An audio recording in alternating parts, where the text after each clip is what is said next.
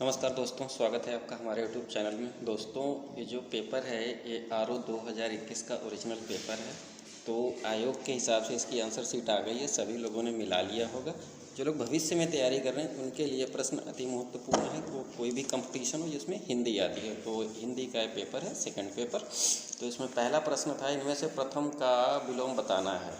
इसके ऑप्शंस थे प्रधान, गौण, अंतिम और प्रत्यक्ष।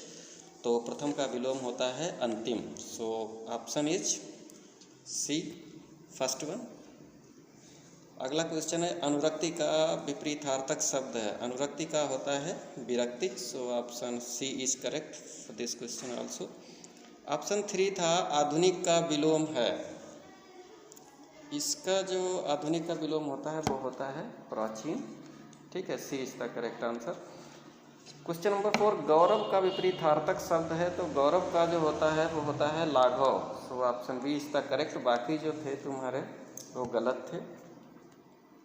नेक्स्ट क्वेश्चन है, नैसर्गिक का विपरीतार्थक शब्द है। तो नैसर्गिक जो होता है वो होता है ओरिजिनल, मतलब प्राकृतिक। उसका जो विलोम होता है वो होता है तुम्हारा कृत्रिम। So option D question number 5 is the answer. Next question है, अनुग्रह का उपर्युक्त विपरीतार्थक शब्द होगा। तो विपरीतार्थक या विलोम एक ही होता है। तो अनुग्रह का जो विलोम होता है वो होता है विग्रह। क्वेश्चन नंबर 6 का option A is correct. Question number 7, सदाचार का विलोम है। सदाचार का विलोम है क्या होता है? जो सदाचार का विलोम होता है वो होता है कदाचार। Option B is correct for this question number 7। Next question है, इनमें से विलोम शब्दों का एक सही युग्म है। तो देखिए, आपत्ति विपत्ति नहीं होता, अवर्षण अनावर्षण नहीं होता, गणतंत्र जनतंत्र नहीं होता। ये होता है तुम्हारा आदृत तिरस्कृत। So question number 8 option is D correct. Next question, आवर्तक का विपरीतार्थक शब्द है। विपरीतार्थक मतलब विलोम। तो आवर्तक का जो विलोम होता है वो होता है अनावर्तक। So option B is the correct for 9th question. Question number 10, अमृत का विलोम है। तो अमृत का जो विलोम होता है वो होता है विष। So option D is correct for question number 10। Question number 11, निम्नलिखित में एक वाक्य है वो बताना है जो शुद्ध है। तो जो इसमें जो शुद्ध वाक्य था वो था ऑप्शन नंबर डी, मतलब आपकी आयु 40 वर्ष है। तो 11 का जो आंसर था वो था डी। अगला क्वेश्चन है तुम्हारा 12, निम्न में एक वाक्य जो शुद्ध है उसको बताना था। तो जो इसका वाक्य शुद्ध था वो पहला ही था, उस जंगल में प्रातःकाल का दृश्य बहुत ही सुहावना होता। So option A is correct for question number 12। Next question है, वर्तनी की दृष्टि से शुद्ध बताना है। ठीक है, कुछ गलत है इसमें, इसको जो सही बताना था।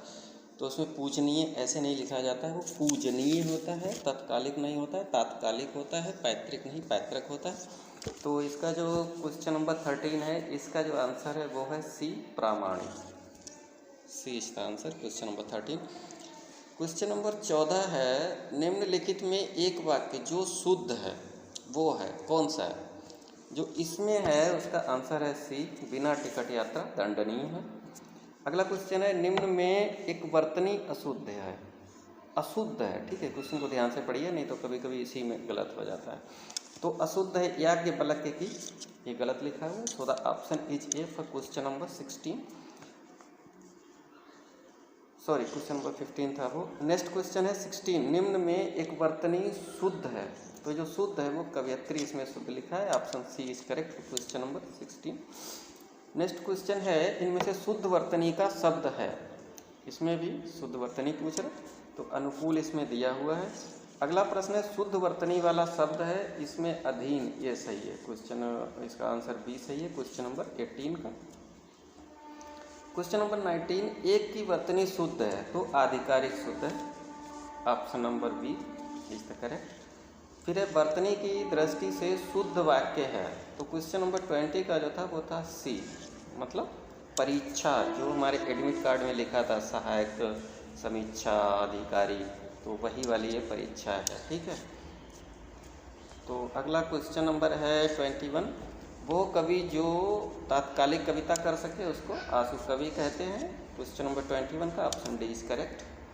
क्वेश्चन नंबर 22, जिसकी आशा नहीं की गई हो वो होता है तुम्हारा अप्रत्याशित। So answer is B correct. Question number 23, बिना पलक झपकाए वो कहते हैं निर्णय मेष को। Answer is D for question number 23। Next question है 24, उत्तराधिकार में प्राप्त संपत्ति उसे कहते हैं रिक्त। Option C for question number 24 is correct. जो युद्ध में स्थिर रहता है उसको कहते हैं युधिष्ठिर।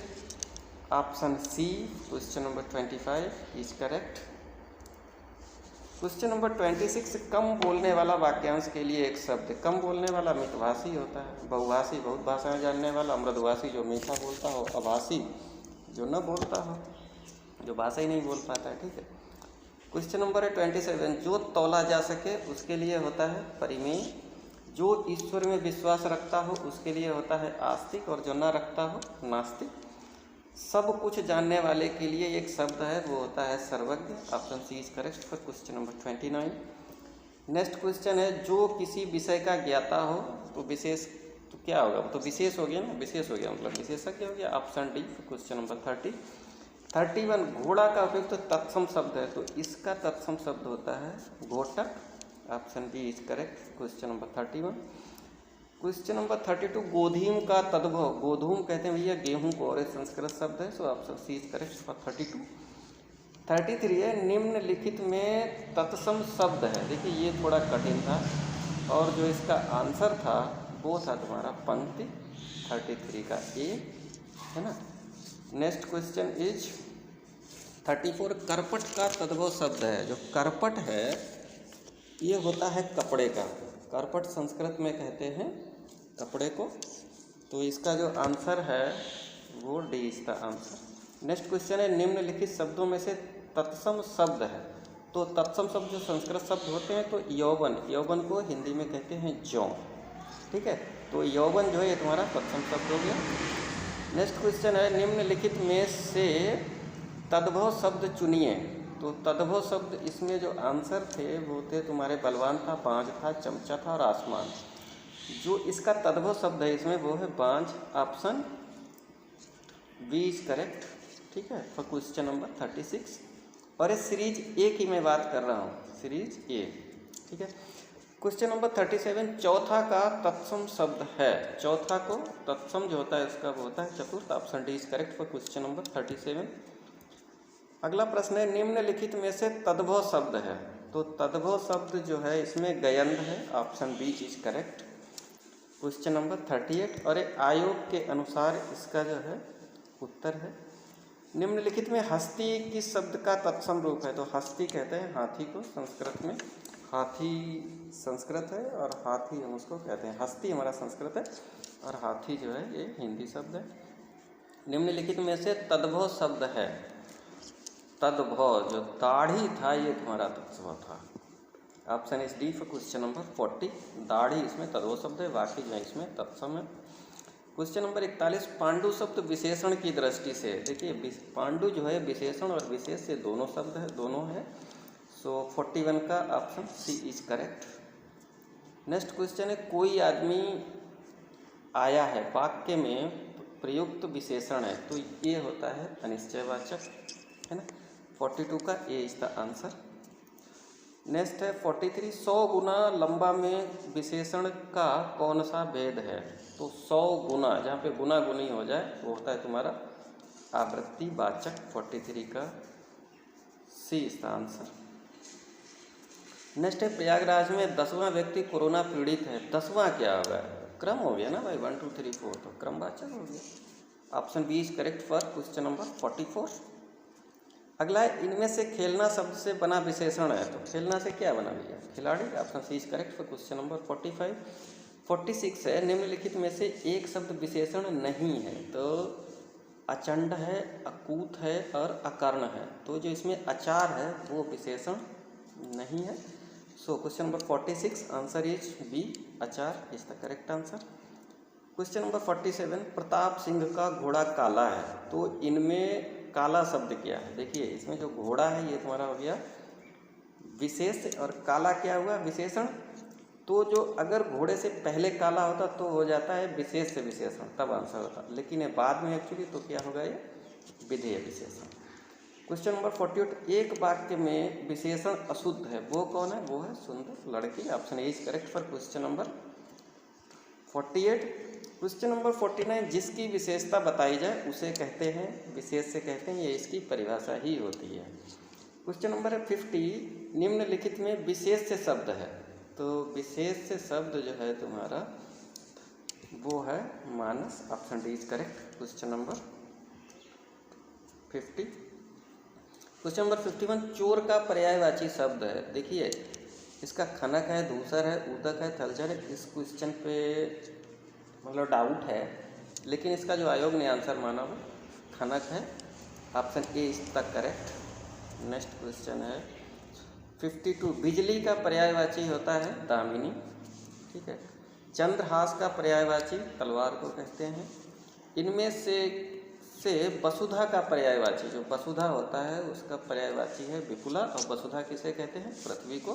तो विपुला भी एक हो गया तुम्हारा पर्यायवाची, किसका हो गया? पृथ्वी का। सो क्वेश्चन नंबर 54 का answer A is correct.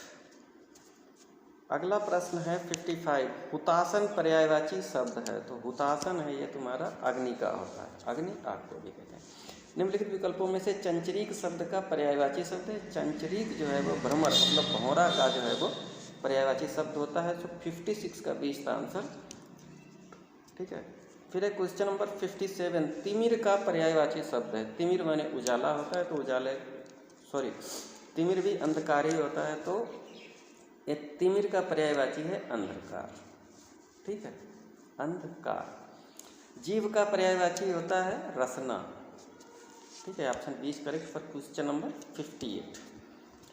Question number 59 है, अपर्णा शब्द का पर्यायवाची शब्द है, तो अपर्णा जो है वो पार्वती जी को कहा जाता है। So option D is correct for question number 59।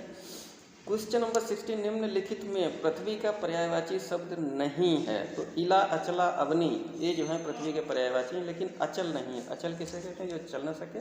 So the option C is correct for question number 60। अगर आपको अच्छा लगे तो कृपया लाइक करें, सब्सक्राइब करें और शेयर करें। Thank you for watching.